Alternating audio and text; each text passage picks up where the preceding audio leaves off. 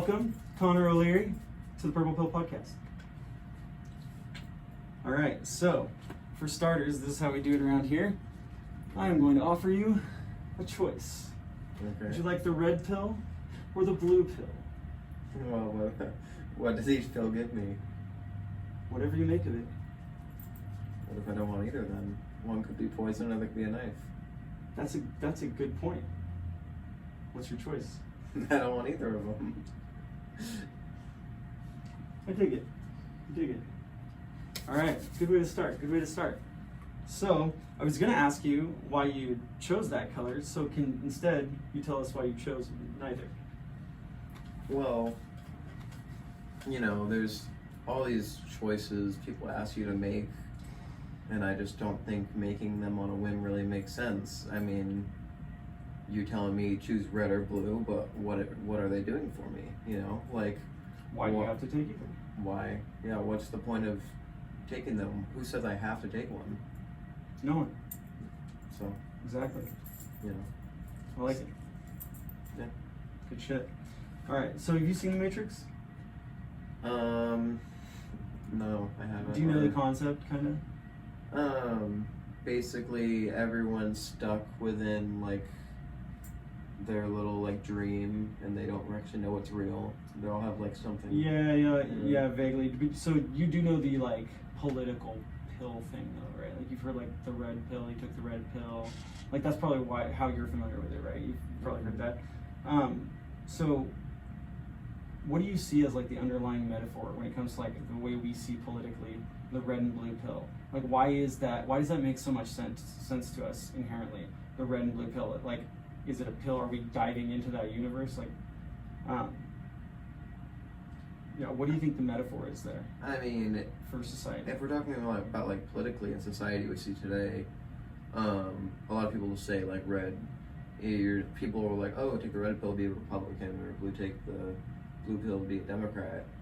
And it's very interesting to think about, because I think a lot of people start out believing what they're taught to believe, which tends to be by their parents, because at least I myself didn't really hear politics from anywhere else until college, really. I mean, besides my friends at school. But that's still primarily where I hear most of my politics. Yeah, but the interesting thing is, when you talk to these people, including my poli-sci teachers, they don't really talk about things in a very logical manner. It's not I'm going to prove to you this works. It's just a statement of this is what is. Yeah, it's okay, you need to be a Republican. Who wants to be a libtard? And I'm like, okay. Oh, really? You heard a professor say that? No. I've heard professors.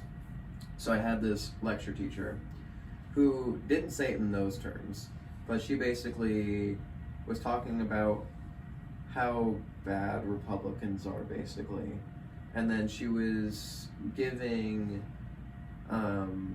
websites, news sources to go look at, to check the news. And she gave us a spectrum, which... Wait, can I guess? Anywhere from New York Times to LA Times? Yes. Of course, yes. Yeah.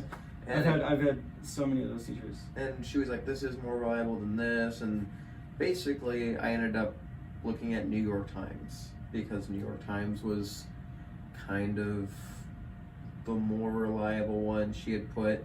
But also, I kind of had this strategy I had, because I still don't know where I felt I was politically, where I would look at something super Republican, and then I would look at something super liberal. So I'd watch Fox News, and then I would look at something on New York Times or something. I think that's something a lot of our generation has done. And that's a good idea. It was just very weird to see the same story, but it was a he said, she said type of thing. Yes. And I just felt and there's that obscure detail that you can't figure out, that they're both just not really acknowledging, but you can't point to it because they're both just avoiding it, right? You know what I mean? Yeah, I just want to see the facts, and it kind of reminds me of Anchorman, to be honest. Have you seen Anchorman? Yes, no, it totally reminds me of Anchorman. Yeah, it's the exact same thing. It's oh well, fuck, the car chases sell, so let's do more car chases. If us yelling at each other over things that most of the American public really doesn't care about, or it doesn't affect them that much, or it's really, they have other things they should worry about. We're going to yell about it on TV all day because it'll get them hyped up enough. It'll raise our ratings, and hell, we don't want anything to actually change. Yeah. So it's like, okay. So basically what I'm saying is there is some truth for each of these sources, but they're more catering it so the left-wing news sources are showing what the leftists want to see, and the right-wing sources are showing what the rightists want to see. But, they're not, like, it's not objective. They're just showing very subjective viewpoints. And that was, like, the issue I had with my professor. And I was actually reading an article this morning, because I've been thinking about it a lot lately. I mean, it's election year, and 4 years ago, I didn't vote. I was 18. Everyone was telling me who to vote for, but they couldn't tell me why. They couldn't really tell me why. They would say Trump's a racist, and then they would say, well, Hillary's not the person. Have you heard of Benghazi? And, okay, but, like, what is true, And also, like, what's the most important thing about a president? And that's something 18-year-old me cannot answer. Like, I don't know enough about politics, and I don't feel educated enough, and I can't ask my friends because they're 18 and I don't trust them. So it's like... And it is interesting, too, that, like, yeah, there's a lot of shaming, and there's still a lot of shaming. I hear it every day, especially right now, of people saying, oh, yeah, young people don't vote, so, who cares about young people or whatever. But it's like, you haven't really given young people a reason to vote, and you sort of made them increasingly... it's just... It's also just, it's hard, especially, it's already hard to know if you're voting the right way under a normal election cycle when people are more cordial. But our first election cycle was Hillary Clinton versus Donald Trump. And now we have Joe Biden versus Donald Trump. This country literally has people, and then it has rulers. It has oligarchs, and I say that meaning red and blue. This is just my opinion. I'm going off here on a little bit of a tangent. But I mean that red and blue because there's a status quo that sticks around, and then we all argue over these ideas for like 30 or 40 years. Like, why are we still worried about gay rights or abortion, which was made legal in like 1973 or whatever? I'm not saying it's just so weird that these are the main issues that we're still talking about. It's the main thing that comes up on the news. It's this main thing we're just still just running in circles. And I think it's like we let them do that when we do buy into the Fox News, when we do buy into the CNN. And it's weird to me that they still seem to have so much influence, because clearly that it's BS. I know it's BS. Most people know it's BS. In fact, everybody I talk to, I've never heard someone say, oh yeah, no, Fox News, they got it down, like 100% real, authentic, and no bias, no punditry, No, and it's just funny too, because it's not even like it's not like they're trying to be like sly about it either. They're very snarky. They kind of like talk down about whatever people of the opposite party. And it's like, okay, so can I actually like hear the pros and cons of this nominee without like you like talking shit, And yeah, and that's really I think the bottom line of like why I liked Andrew Yang during this during the primaries and stuff was really that. It was that I felt like for me, since Donald Trump had gotten elected, I felt rejected by the Democratic Party. I felt like they didn't want me. Meaning, I felt like it was like any time I even just tried to consider an opinion that happened to lean right, it's like you're officially out of the group and you don't get to be a lefty anymore. Sort of is what it felt. It's just the way I perceived it. But Andrew Yang, it wasn't really like that, and I think that was why I latched on to him. However, now I've told you recently, I have some, fiscal disagreements with him, especially recently when he, decided he wanted to make the stimulus $2,000 a month. I disagree with that fundamentally. I think it takes away the whole point. But I think if we found a candidate that was, had that good disposition of like, including everybody, and then and could rally around a way to actually solve these problems. I felt like Andrew Yang was more of a band-aid even when I was supporting him. Maybe we could get someone who actually will do something long-term in our best interest, but we might need to like take some medicine. Do you think we're gonna need to take some medicine? Like, does it feel to you at all like, even if we get a good president, won't they have to do some things that's going to make it hard for us in the short term in order for us to fix our country so we have long-term sustainability?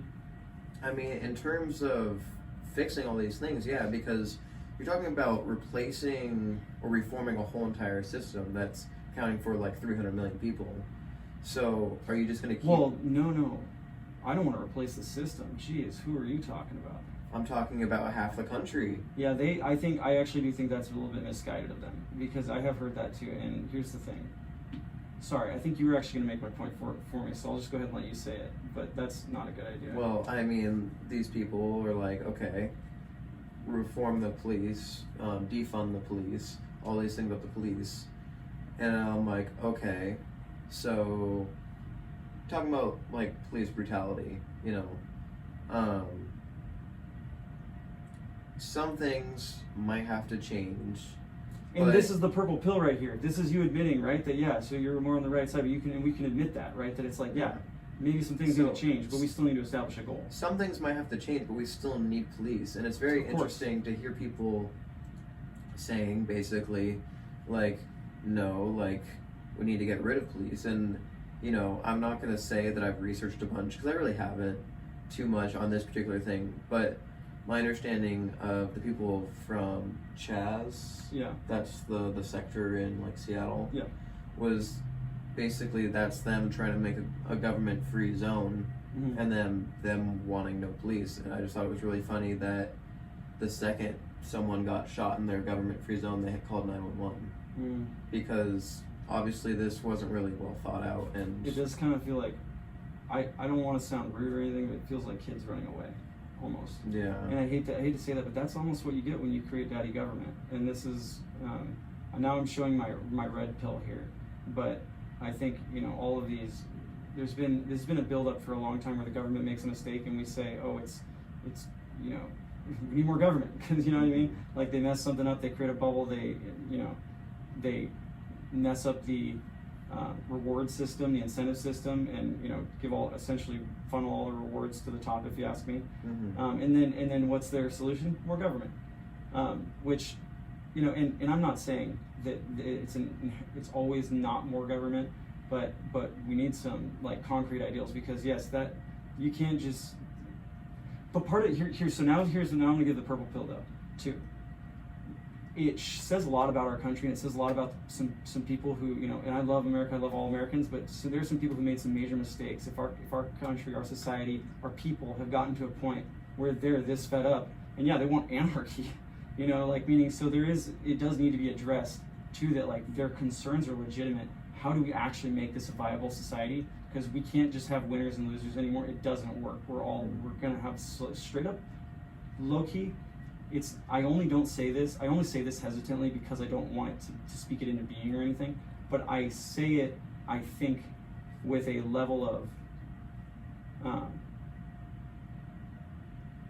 I think it's intuitive to see how this could play out, that we have another civil war if we don't, you know, work towards some. That's a scary thought. It's a really scary thought. But, you know, this gap is widened for however long. I don't even know. I don't think I've been alive long enough to like really know, but you know, I know my grandparents have talked about, and their political views differ, that like back in the day, basically, you know, people that were Democrats and Republicans could basically get along, and like, you know, there are opinions would differ, but at the end of the day they would shake hands and walk away. But now it becomes violent, and now these people are, you know, like screaming at each other. I can remember when I was 17, and it was really stupid because I didn't know anything about politics. I really didn't. But my family's Republican, and at that time I told everyone I identified as Republican.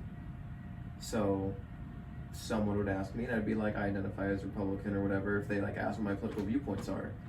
And I can remember someone like disgusted with me, like telling me I was a terrible person, and then like basically running away, like physically like running away from me.